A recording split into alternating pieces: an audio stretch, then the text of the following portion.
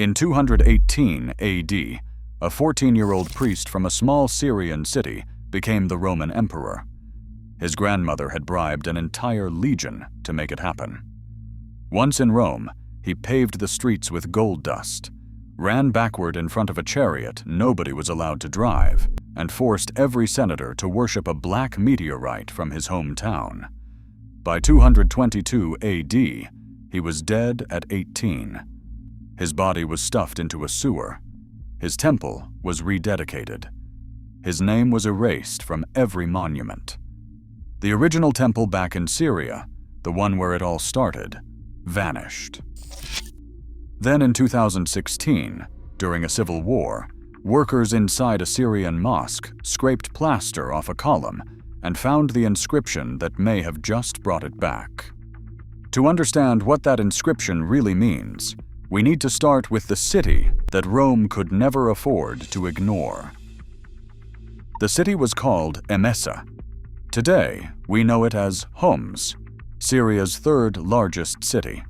But 2,000 years ago, Emesa sat at the crossroads of everything that mattered in the ancient world. Trade routes connecting Antioch to Damascus ran directly through it. Caravans carrying silk from China and spices from India passed through its markets. And at the center of the city stood a temple dedicated to a god called Elagabal, the mountain god, a deity of the sun whose cult object was a black conical stone. Ancient writers said the stone had fallen from the sky. Modern geologists examining descriptions left by the historian Herodian around 230 AD noticed something specific. Herodian described the stone as black, conical, with small projecting pieces and markings on its surface. Those projections match what geologists call regmaglypts, the thumbprint-shaped depressions that meteorites develop when burning through the atmosphere. If Herodian is accurate, this may be the oldest literary description of meteorite surface features in the ancient world. The family that controlled this temple called themselves the Sampsigeramides. The name comes from the Aramaic Shams Geramu, meaning the sun has decided. They were priest kings who had ruled Emesa for generations, and their political instincts were extraordinary. In 64 BC, they helped the Roman general Pompey liquidate the last Seleucid king, Antiochus XIII, effectively ending Alexander the Great's successor dynasty in Syria. The Roman senator Cicero mocked Pompey afterward by calling him Sampsiceramus, Roman slang for Oriental despot. But the family's real power play came a century later, through a woman named Julia Domna. Her name likely comes from an Aramaic word meaning black, possibly a reference to the sacred stone her father tended as high priest. Around 187 AD, she married a Roman military officer named Septimius Severus, reportedly because her horoscope predicted she would marry a king. Severus was an amateur astrologer. He took the prophecy seriously. 6 years later, he was emperor. Julia Domna became the most titled woman in Roman history. Her son Caracalla gave her formal control of the imperial chancery, making her effectively chief of staff, something no Roman woman had ever held. When Caracalla was assassinated in April 217, she was suffering from breast cancer. She chose suicide by starvation in Antioch, one of the earliest documented cases of breast cancer in a named historical individual. But the family did not lose power. Julia Domna's sister, Julia Maesa, is arguably the most underestimated political operator of the 3rd century. Exiled to Emesa by the new emperor Macrinus, but allowed to keep her enormous fortune, she used Severan gold to bribe the soldiers of Legio III Gallica stationed at Raphanea. She spread the rumor that her 14-year-old grandson was actually the illegitimate son of the murdered emperor Caracalla. At dawn on May 16, 218 AD, the soldiers proclaimed the boy emperor. At the Battle of Antioch on June 8, 218, when her side began to break, Julia Maesa reportedly climbed onto a chariot and personally rallied the fleeing troops. She was 55 years old, a Syrian grandmother on a Roman battlefield, commanding legionnaires. She is the only person in Roman history known to have engineered 2 separate coups and to have placed 2 different emperors on the throne. But the emperor she created would become one of the most infamous rulers Rome had ever seen. The rituals he brought with him from Emesa would horrify an empire. The boy's birth name was Varius Avitus Bassianus. History remembers him as Elagabalus, named after the god he served. He arrived in Rome in the summer of 219. Before he even entered the city, he shipped ahead a full-length painted portrait of himself in his Emesene priestly robes, sacrificing to his god. He ordered the painting installed in the Senate House, directly above the Statue of Victory, so that every senator had to bow to Elagabal before conducting official business. He built a massive new temple on the Palatine Hill called the Elagabalium. Inside it, he placed the black meteorite. He also collected Rome's most sacred objects and locked them inside the same building. The Palladium, the statue of Athena that Aeneas supposedly carried from Troy. The sacred fire of Vesta. The shields of the Salii priesthood. The black stone of the Magna Mater, the Great Mother Goddess. He stripped Rome's oldest sanctuaries and concentrated their power in one Syrian precinct. Every midsummer, he staged a public procession unlike anything Rome had seen. The black stone was placed on a 6-horse chariot, pulled by enormous white horses covered in gold fittings. Nobody rode in the chariot. Nobody held the reins. The god was the charioteer. Elagabalus himself ran backward in front of the vehicle, facing the stone so he would never turn his back on it.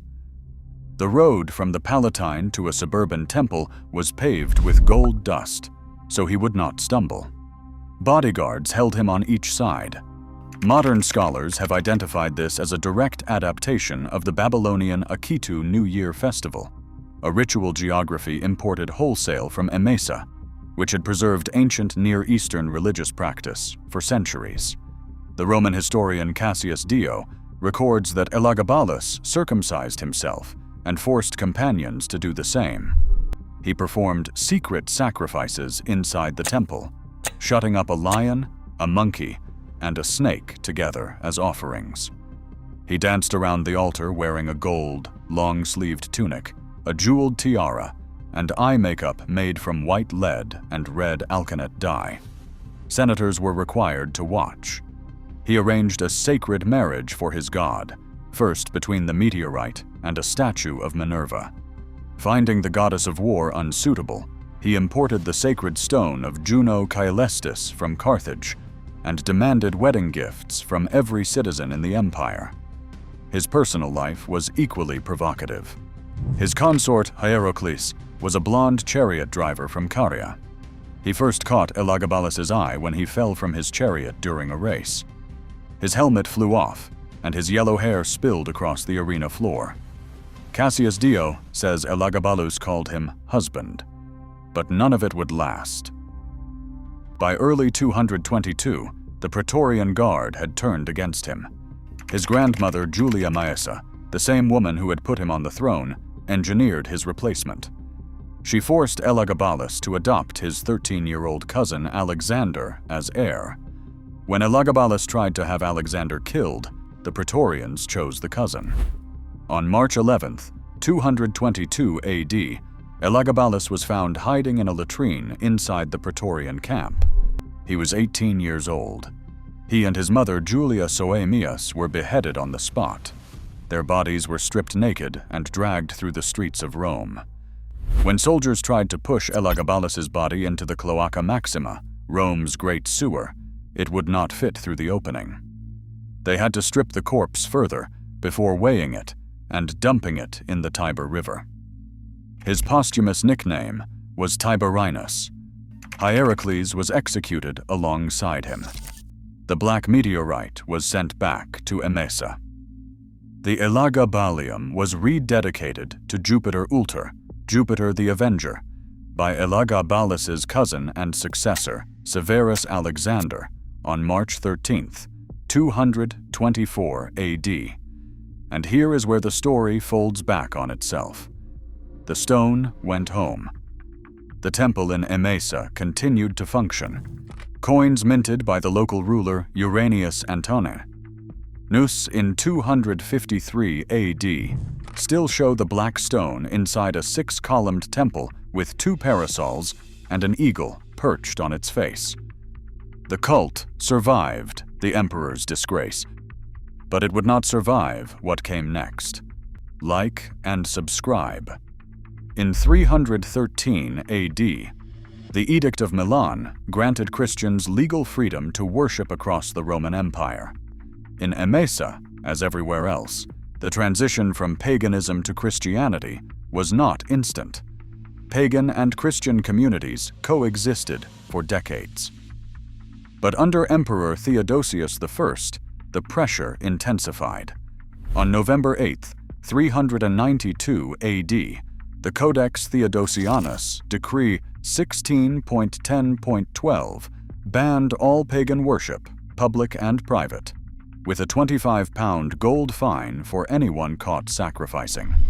Enforcement across the eastern provinces fell to Maternus Cynegius, Praetorian prefect, from 384 to 388, a Spanish Christian who toured Syria systematically, dismantling temples. At Palmyra, soldiers smashed the altar of the Temple of Alat and decapitated the statue of Athena. At Apamea, Bishop Marcellus demolished the temple of Zeus Belus with imperial troops, then was burned alive by pagan villagers in 389 when he tried to destroy a rural shrine. His sons did not seek revenge. In Emesa, the Sun Temple was converted. The black stone disappeared from the historical record after the 3rd century. A church dedicated to St. John the Baptist was built over or adjacent to the temple foundations. And this is where an obscure but critical detail enters the story. In 452 AD, a monk named Marcellus at Emesa received a vision on February 18th. He was led to a cave where the head of John the Baptist had been hidden in a water jar by an earlier monk named Eustathius. The bishop of Emesa, Uranius, formally translated the relic on February 26th and deposited it in a newly constructed church on October 5th, 453 AD. This was the second finding of the Baptist's head, an event still commemorated on February 24th in the Orthodox calendar. The famous Baptist head tradition at the Umayyad Mosque in Damascus is separate, emerging 2 centuries later. So the same ground that once held a meteorite worshipped as a sun god now held a Christian relic venerated as one of the holiest objects in Christendom.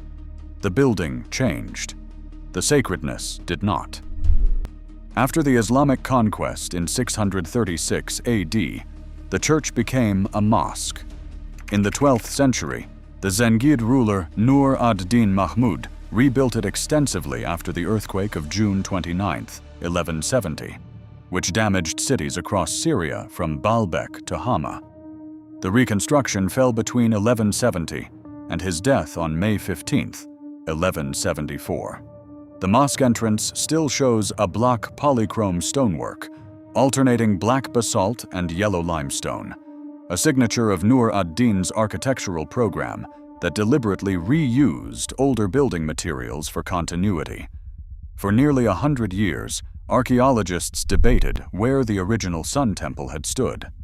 One theory placed it under the Great Mosque in the city center. Another placed it on the archaeological Tell, the ancient hill where the Islamic citadel now sits. Textual sources pointed both ways. Coins were ambiguous. Nobody had definitive material evidence. Then Syria erupted. By 2012, Homs had earned the name Capital of the Revolution. The old city endured nearly 3 years of siege, ending in a UN-brokered evacuation in May 2014 that allowed roughly 1,900 rebel fighters to leave with 1 rifle and 1 bag each. Over 2,200 civilians died during the siege. The American journalist Marie Colvin and French photographer Remy Ochlik were killed in the Baba Amr neighborhood on February 22, 2012. Governor Talal al-Barazi compared the destruction to Stalingrad. More than 80% of the old city was damaged. Into this landscape, Syria's Directorate General of Antiquities and Museums launched restoration work under its director, Ma'amun Saleh Abdul Karim. Abdul Karim is a Byzantine-era specialist trained at the University of Versailles in France. He refused to accept a government salary during his entire tenure as director. He cited the 2003 looting of the Baghdad Museum as his reason for taking the post. UNESCO awarded him its first Cultural Heritage Rescue Prize in 2014. During his watch, 82-year-old Khaled al-Assad, the retired chief archaeologist of Palmyra, was beheaded by ISIS on August 18, 2015, for refusing to reveal the location of hidden artifacts. His body was hung from a column in the ancient city. It was in this context that restoration workers entered the Great Mosque of Homs in 2016. Archaeologist Thérèse Lioun, head of the Homs excavation department, documented what they found when they scraped centuries of plaster from the base of a granite column. The base measured 1 meter by 1 meter. Across approximately 75 centimeters of its front face, carved in ancient Greek, was an inscription that historian Abdul Hadi al-Najjar first translated and posted to Facebook in May 2016. Formal academic publication was delayed a decade by the war. In February 2026, Abdul Karim published the complete analysis in the peer-reviewed journal Shadet, Volume 15, pages 82 through 98. The inscription is a heroic military hymn. It describes a warrior king who soars in the sky to crush warring barbarians, who transforms into a tiger, and who strikes with strength and ferocity from the top of a hill. His royal power derives from the god of war during the day. The language contains grammatical irregularities consistent with Greek written by Aramaic speakers in Roman Syria, and that is Abdul Karim's key argument for genuine provincial origin rather than later reuse. And the granite itself tells a story. Granite does not exist naturally in Syria. Monumental granite in the Roman Empire came from 2 imperial quarries, Aswan in Upper Egypt and Mons Claudianus in the Eastern Desert. Both were personal property of the emperor. A granite column shipped to Emesa means direct imperial patronage, exactly what we would expect for the sanctuary of the Severan family's ancestral god. The inscription does not end the debate. It shifts it. Abdul Karim argues for architectural superimposition, a process where each new religion built directly on top of the previous sacred site, rather than destroying it. Pagan Temple, Church of St. John the Baptist, Umayyad Mosque, Nur ad-Din's reconstruction, modern Great Mosque, each layer preserving fragments of what came before. A competing 2025 study in the journal Levant by Alex Hodge at the University of Nottingham still favors the Citadel Mound as the temple location using GIS analysis. The mosque itself has never been excavated because it remains an active house of worship. The answer may be directly underfoot, but confirming it would require digging beneath a building where people pray 5 times a day. And that may be the most revealing detail of all. Not what we found, but what we still cannot look for. 1800 years ago, a 14-year-old boy ran backward through the streets of Rome, staring at a black stone on a golden chariot, believing he was leading a god. Within 4 years, he was dead in a sewer, and his name was chiseled off every wall. His temple was rededicated. His stone was shipped home. And then, century by century, the ground swallowed everything. A church went up. A mosque went up. An earthquake knocked it down. A warlord rebuilt it. A civil war nearly finished it. But the ground remembered. A granite column quarried in Egypt, shipped across the Mediterranean, carved with Greek words by people who spoke Aramaic, survived all of it. It survived the conversion. It survived the conquest. It survived the earthquake and the siege and the shelling. It was waiting under a layer of plaster the entire time. Sacred places do not die. They transform. And sometimes, it takes a catastrophe to remind us what was always there, hidden in plain sight, one layer beneath our feet.